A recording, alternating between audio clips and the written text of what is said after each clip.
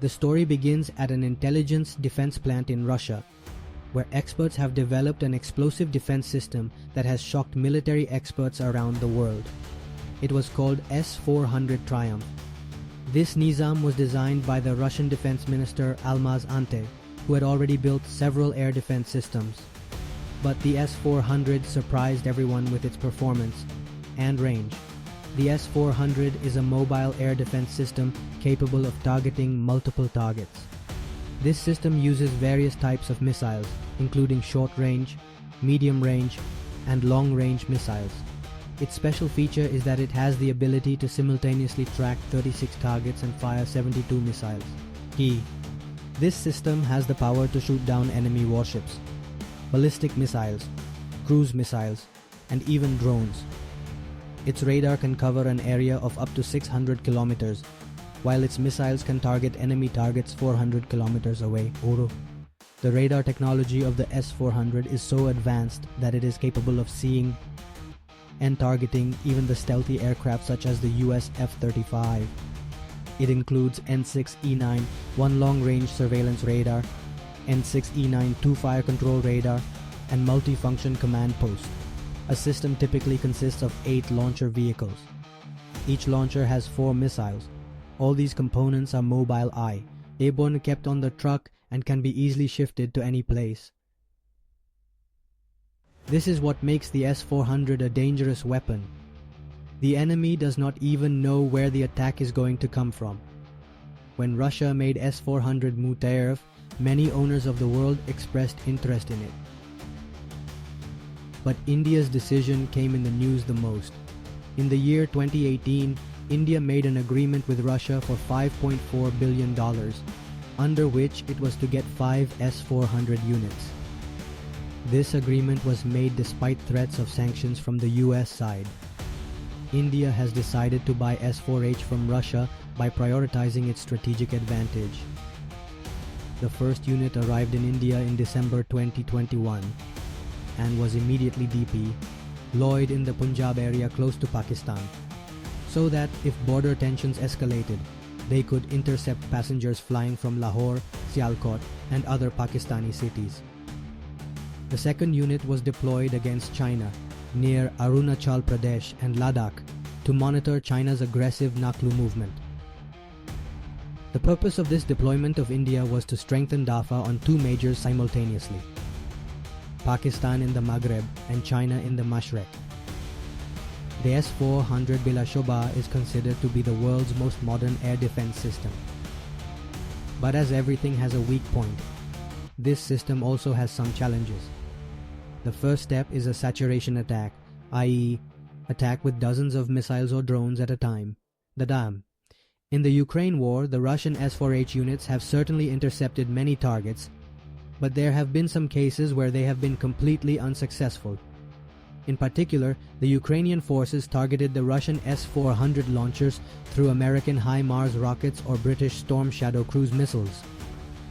In September 2003, Ukraine destroyed a Russian S-400 launch system in Crimea. Satellites Tasawir and Azad Zaraya confirmed that at least one S-4H unit was completely destroyed. This attack made it clear that the Agarsha S-400 is very powerful, but advanced war technology and smart missiles can defeat it. Now let's talk about how many ways there are to target S-4H. And so there are many possible methods to Sabauko, such as low-altitude cruise missile attacks.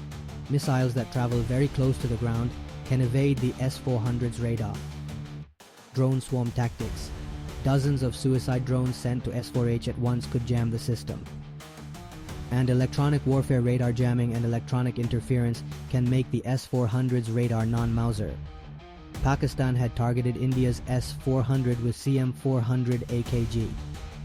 The CM-400AKG is a Jadid cruise and anti-ship missile developed by the Aviation Industry Corporation of China. This missile is actually an air-to-surface weapon that can be used to attack ground or sea targets, whose purpose is to destroy the enemy's valuable sensors, radars, Keddan, and strategic equipment. This missile was basically made for the war lovers of the Chinese Fajaya, but later on its modified version was also sold. and under this, it was also sold to Pakistan. The technical capabilities of CM-400 are considered to be much better than other common cruise missiles.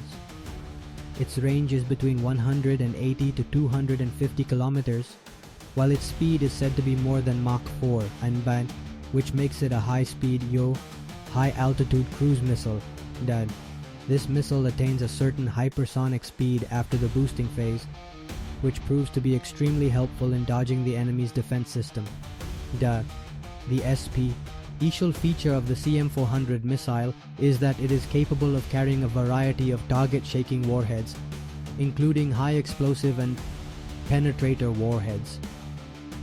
This makes it capable of damaging even the enemy's fortified and concrete bunkers or bare-ground installations.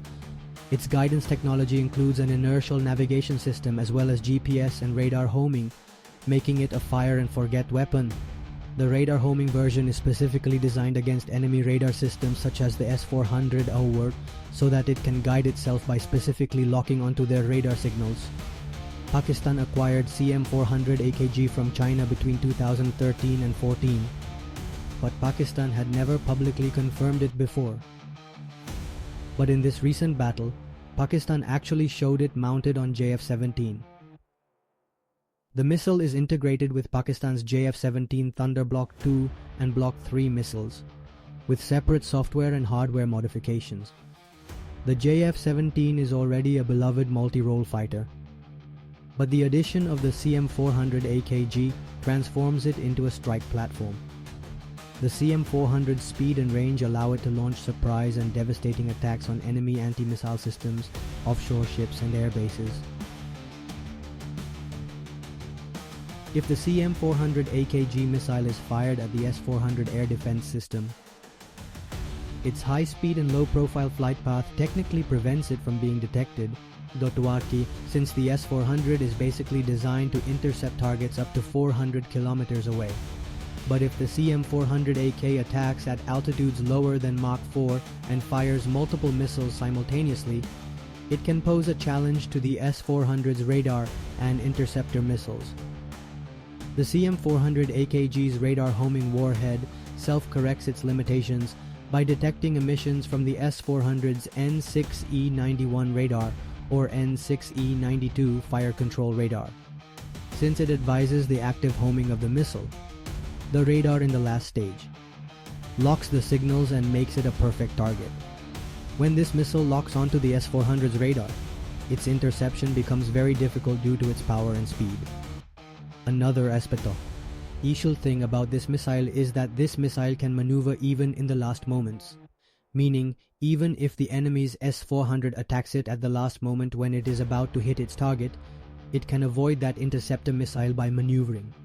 When Pakistan embarked on the JF-17 Thunder program, it needed a model that could deliver a strategic punch despite Pierre's Mehdod Salahit.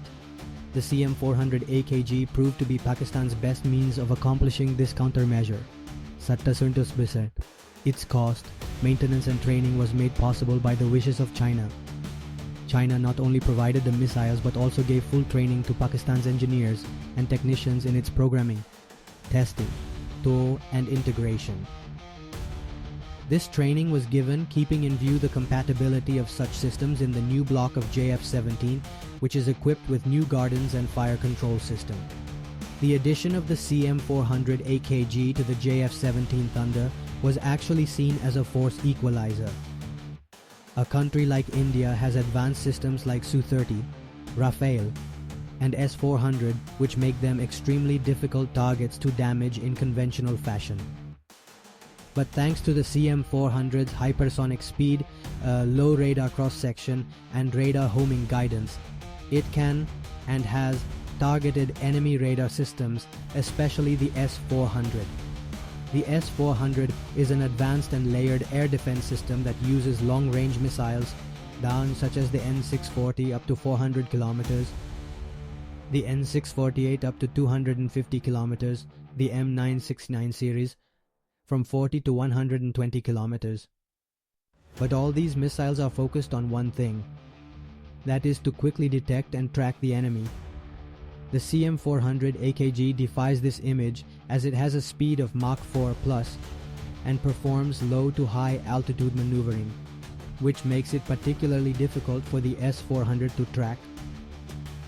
Regarding radar homing advisability, it is particularly important to understand that the CM-400AKG detects the S-400's radar through its built-in active radar seeker. When the radar waves are captured, the missile automatically adjusts its trajectory to target the origin of these signals. This means that if the S-400's radar is on, it becomes a target by itself. The CM-400AKG not only targets the enemy's radar button, but it also blinds the entire S-400 system after destroying it. When the radar is disabled, the interceptor missiles also lose their target, and the rest of the system is left as a non-fault structure. And this is what Pakistan has done with India's S-400. Modi went the next day by placing a launcher in the background showing that our S-400 is safe.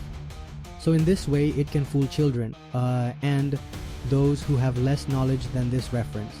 Pakistan had initially claimed that it had destroyed India's S-400 with the CM-400, and that the CM-400 was radar homing, targeting the radar and not the launcher. And destroying the radar means that not only your launcher is useless, but the whole system is useless. So if your S-400 was fully operational, then why were our missiles and drones roaming around in your territory? And if your S-400 system did not fail, did your S-400 radar operator Ram Babu Singh die of a heart attack during this time?